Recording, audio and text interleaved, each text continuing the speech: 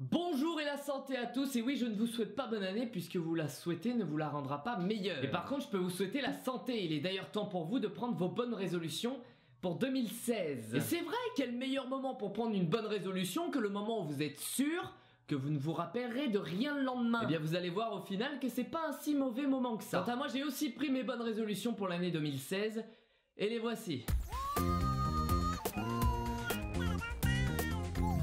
Résolution, je tiendrai. Vous avez tous des objectifs à atteindre pour cette nouvelle année. Puisqu'il faut bien le faire à un moment donné, vous avez décidé de le faire le 1er janvier de cette nouvelle année. Et d'après une étude américaine, le 1er janvier serait parfait pour le commencement de quelque chose de nouveau. Elle a révélé à quel point le repère temporel avait un impact sur nos prises de décision. Dans une expérience, ils ont demandé à 165 cobayes un objectif qui leur tenait à cœur. Le groupe a ensuite été divisé en deux. Dans le premier groupe, on demande de choisir une date parmi celles données qui serait parfaite pour le début du changement voulu, sans plus d'indications. Même exercice pour l'autre groupe, sauf que le simple mot printemps est rajouté sous la date du 20 mars. Dans le premier groupe, les réponses sont variées et aucune tendance ne se dégage réellement. Dans le second groupe, par contre, le mot printemps reflète le début d'une saison, le renouveau, le début de quelque chose d'autre. Et les cobayes ont plus tendance à choisir donc la date du 20 mars, premier jour du printemps. L'étude précise en fait qu'il s'agit d'un effet nouveau départ. On cherche à se débarrasser de ce qui a été mauvais en nous avant cette période pour devenir quelqu'un de meilleur pendant cette période. C'est beau! Dorénavant, je vais devenir quelqu'un de meilleur.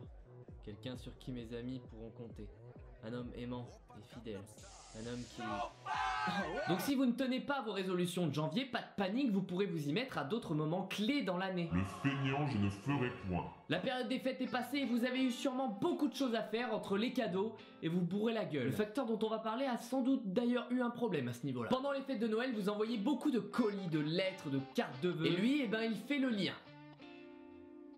avec la poubelle du coup. En effet, l'homme excédé par la profusion de lettres de cette période a décidé de faire un petit tour par la case poubelle avant de terminer sa tournée. Quelques plaintes plus tard, les sacs sont retrouvés, bien évidemment.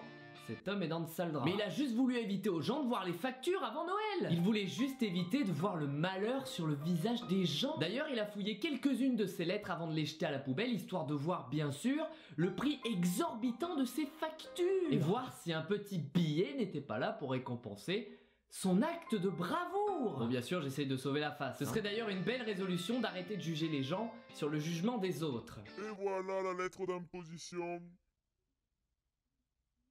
Mais quel connard, La lui. drogue de prendre, j'arrêterai. Une américaine de 47 ans a profité de son hospitalisation pour ouvrir un petit commerce au sein même de sa chambre d'hôpital. Et bien sûr, je ne parle pas de pommes ou de figues, hein, ni de bons raisins.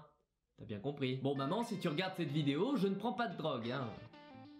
Pas encore. Son commerce de méthamphétamine a donc duré plusieurs semaines. Elle a été accusée de possession de stupéfiants avant de rentrer dans l'hôpital, mais les forces de l'ordre attendaient juste qu'elle se sente un petit peu mieux avant de procéder à l'arrestation. Et le fait est qu'elle allait beaucoup mieux, hein. Elle n'était d'ailleurs plus patiente de l'hôpital, d'après le directeur. D'accord. Comment se fait-il qu'accusée de prendre de la drogue, elle en possède dans le plus grand des calmes au sein même de sa chambre, qui n'est plus la sienne? Mais bien sûr, aucun des membres du personnel n'est impliqué dans ce trafic, hein. Madame, écoutez, il n'y a rien à signaler, tout est clean. C'est un cancer, on va vous garder en observation, hein, pendant un moment, hein. Le foot de regarder, tu arrêteras. Il y a un grand combat en Europe contre la corruption et les matchs de foot truqués. Et l'actualité nous a montré que cela pouvait venir d'au plus haut. Mais dans d'autres fédérations, la réalité est encore moins réjouissante. Et là, on parle même plus d'argent. Deux équipes indonésiennes ont été disqualifiées après avoir marqué 5 buts contre leur camp pour éviter d'affronter au prochain tour une équipe apparemment liée à la mafia locale. On voit sur une courte vidéo que les gardiens des deux équipes n'ont pas fait grand chose pour arrêter les buts adverses. Ils auraient dû envoyer Kevin Trapp, ils auraient été tranquilles. Le Pusamania Borneo FC, soutenu par la mafia locale, sont connus pour être assez violents et même pendant les matchs. Lors d'une des rencontres du même tournoi, ils avaient agressé l'entraîneur adverse. Les joueurs ont quand même arrêté le match et pris le premier avion pour rentrer chez eux. De rien, ils doivent rigoler les joueurs quand ils ont un bon niveau là et qu'ils peuvent aller jouer dans un championnat européen.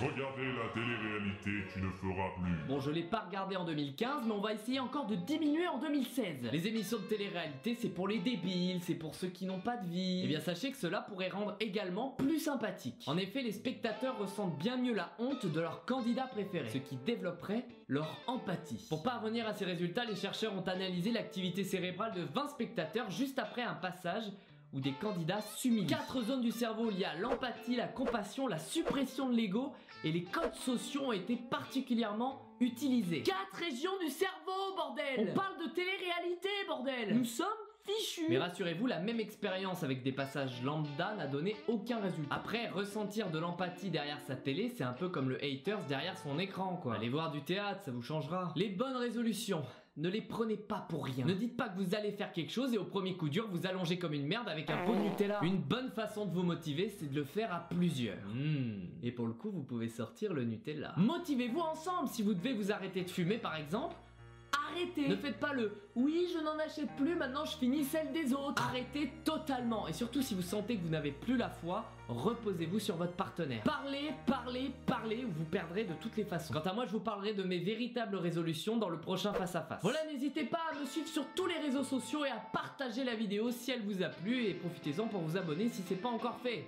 C'est cool, j'en fais trop pour aujourd'hui. Et maintenant, c'est à vous d'en faire trop. Je vous avais posé la question de savoir quelle était votre résolution cette année. Et staccanoviste que vous êtes, vous avez décidé de travailler plus pour gagner plus. C'est également le choix que j'ai fait et encore une fois, vous aurez besoin des autres pour y parvenir, donc ne les négligez pas. Aidez-vous à réussir mutuellement et vous verrez que tout sera beaucoup plus simple. Voilà, merci d'avoir suivi cet épisode. Une bonne santé 2016 et surtout beaucoup d'amour. Oh oui, beaucoup d'amour. Ciao.